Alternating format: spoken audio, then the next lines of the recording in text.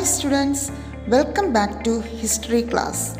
Today we are starting the new chapter East and West Era of Exchanges. In this chapter we are going to learn about trade routes, cities of medieval world, medieval education, art and literature and science. Today we will discuss about trade routes and cities of the medieval world. First, two major trade routes of the medieval period. These routes extended from eastern China to western Europe. These trade routes which connected the east and the west were known as Silk Route and the Spice Route. Silk Route was a land route while the Spice Route was through the sea. These routes passed through different trade centers. The comparatively weak trade between the East and the West got a fillip with the beginning of Crusades. The Italian traders were engaged in long-distance trade with the European Roman Empire and the Arabs. They had trade relations with towns like Baghdad, Damascus, Jerusalem. Next, we move to the impact of the strengthening of the commercial contact between the East and the West. First one, rapid increase in production. Second one, diversity of products. Third one, construction of roads and bridges. And fourth one, effective steps to control thieves and robbers. Along with this, new cities were sprang up in the medieval world.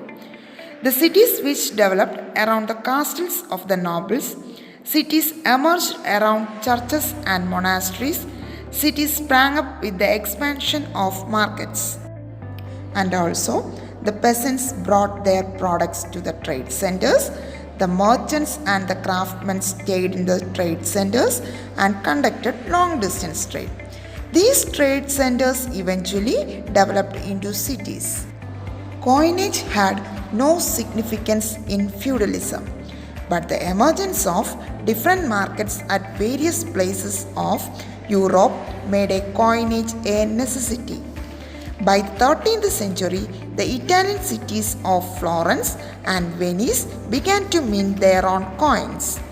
Compared to other European regions, the Italian cities had more favorable conditions such as the ports of Italian subcontinent and the concessions provided by the Italian cities to their merchants.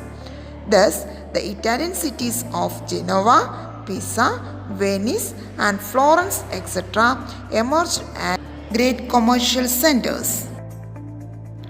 As the transportation of merchandise through the rivers was comparatively easy, many cities began to develop on the banks of the rivers. This facilitated large-scale exchange of articles. The facilities provided by the rulers for the production of commodities in the trading centers and the increase in population were the factors that helped the development of new cities. I will repeat it again. Circumstances that led to the growth of trade are mint their coins, ports, transportation through rivers and facilities provided by the rulers. The medieval European cities were not similar to the modern cities. They were generally small in size.